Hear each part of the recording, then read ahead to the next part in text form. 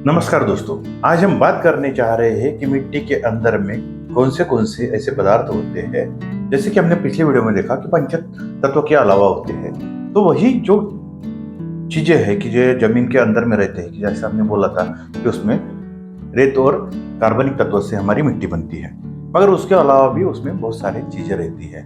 जैसे कि हमारी मिट्टी की बनावट कैसी है, जैसे कि अलग अलग प्रकार की मिट्टी होती है, उसके बारे में हम अगले कुछ भागों में हम बात करेंगे। मगर आज हम बात करने जा रहे हैं कि हमारी मिट्टी की बनावट किस तरह से होती है और उसमें कौन से जीवाणु रहते हैं, और डिटेल में जीवाणु के बारे में हम आगे में बात करेंगे। तो दोस्तों, तो मिट्टी की बनावट कैसी है, एक हमारा एक फैक्टर होता है।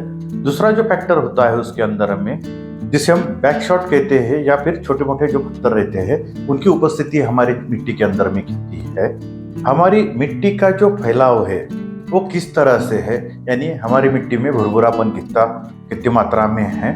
और उसी के साथ में हम देखते हैं कि हमारी मिट्टी के अंदर में अकार्बनिक तत्व मीन्स जो इजीली हमारे मिट्टी में डाइजेस्ट नहीं होते हैं वैसे तत्व, और उसी के साथ में कार्बनिक तत्व कितने हमारी मिट्टी में है, इसके ऊपर में हमारी मिट्टी की गुणवत्ता तय होती है। तो दोस्तों, ये तो हो गया कि क्या क्या फैक्टर होना चाहिए। जैसे कि हमने बोला था कि हमारी मिट्टी के अंदर में हवा, पानी, उसी के साथ में मिट्टी, उसके साथ में कार्बनिक तत्व, उसी के साथ में जैविक कार्बन, और उसके साथ में अभी हमने जो बात की कि उस मिट्टी में भुरभुरापन कितना है, जमीन के अंदर में हमारा पत्थर कितने हैं, इसके ऊपर में हमारी जमीन के उपजाऊपन निर्भर करता है। साधारणतः जो उपजाऊ खेती होती है इसमें इनका प्रमाण एक तय होता है, और इसके बाद में आती है कि उस जमीन का ये स्तर कैसा है, इसके ऊपर में निर्भर होता है कि हमारी जमीन के अंदर में कितने परसेंटेज में जीवाणु की संख्या होगी। तो अब देख लेते हैं कि हमारे जमीन के अंदर में कौन से जीवाणु। और इसी के साथ में एक तत्व और रहता है, जो हमारे जमीन के अंदर में खनिजों का भी भंडारण होता है। जैसे कि हमारे खेती के अंदर में जो पत्थर है, पत्थर से कुछ निकलता है, उसके अंदर में भी खनिज होता है, जैसे कि जिंक हो गया, फेरस हो गया, ऐसे कुछ तत्व जो रहते हैं वो हमारी जमीन के अंदर से हमें प्राप्त होते हैं। हमारी मिट्टी के अंदर में कौन से मृदा जीव रहते हैं, हम उसके बारे में हम जान लेते हैं। हमारी जमीन के अंदर में केचुए जैसे बड़े जीव भी रहते हैं, जो जीव हमारी मिट्टी को अच्छा उपजाऊ बनाने के लिए और निरंतर दिनचर्या के वक्त ऊपर से नीचे जाते वक्त एक रास्ता बनाते जाते हैं, जिस रास्ते के जरिए हवा, पानी, इसका भी आवागमन होता रहता है। दूसरे तो रहते हैं बहुत सारे बैक्टीरिया जो है अनगिनत बैक्टीरिया हमारे मिट्टी के अंदर में रहते हैं।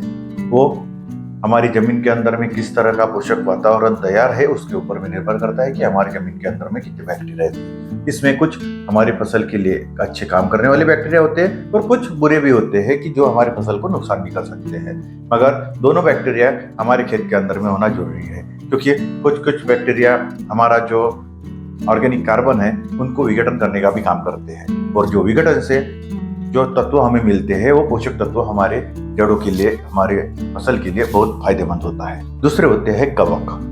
इसके बारे में भी वही चीज है कि कवक थोड़े हमारे कुछ जो फसल रहती है उसके लिए वो नुकसानदायक हो सकते हैं, मगर जमीन में कवक का होना बहुत जरूरी है, क्योंकि ये एक जैव विविधता का एक पार्ट है। उसी के साथ में हमारी जमीन के अंदर में शैवाल भी रहते हैं।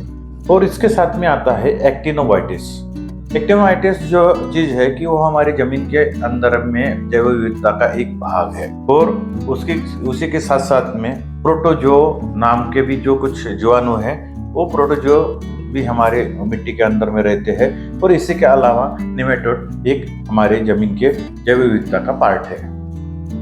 इसमें मुख्य तौर पर हम देख लेते हैं कि एक जो मृदा जीव है वो हमारे मिट्टी के लिए अत्यंत आवश्यक है। तो क्यों आवश्यक है, इसके बारे में थोड़ा सा हल्का सा जान लेते हैं, और डिटेल में हम आगे वीडियो में जैसे जाएंगे कि हर एक बैक्टीरिया हो गया, कवक हो गया, हो गया, या फिर प्रोटोजो हो गया, ये किस तरह से हमारे मिट्टी के अंदर में काम करते हैं, हम उसके बारे में तो देखेंगे।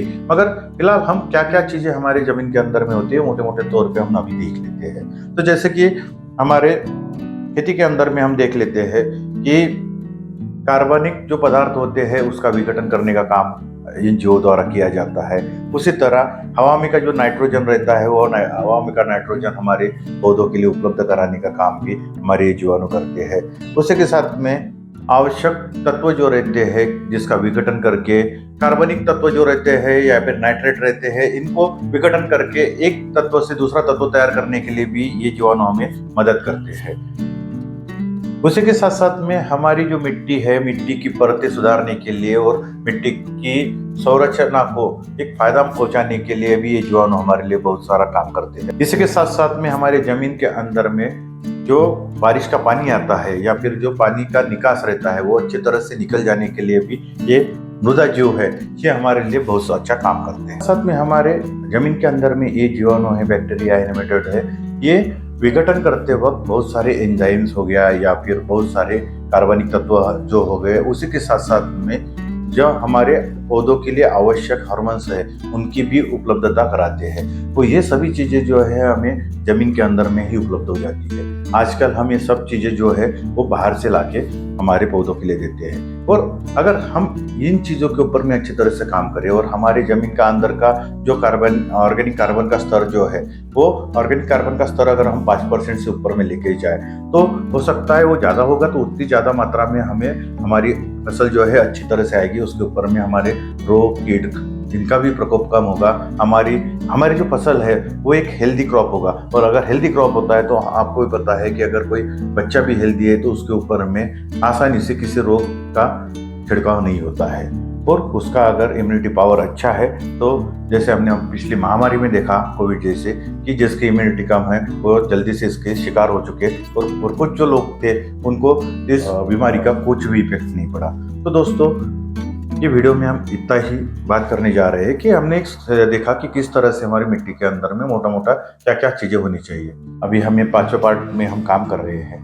इसके बाद में हम देखने जा रहे हैं कि किस किस तरह से हमारे जो बैक्टीरियाज है या फिर हमारे जो कुछ सूक्ष्म जीव है ये वर्क करते हैं। ये वीडियो आपको अच्छी लगी है तो इसे लाइक और शेयर और कमेंट्स करना मत भूलिए।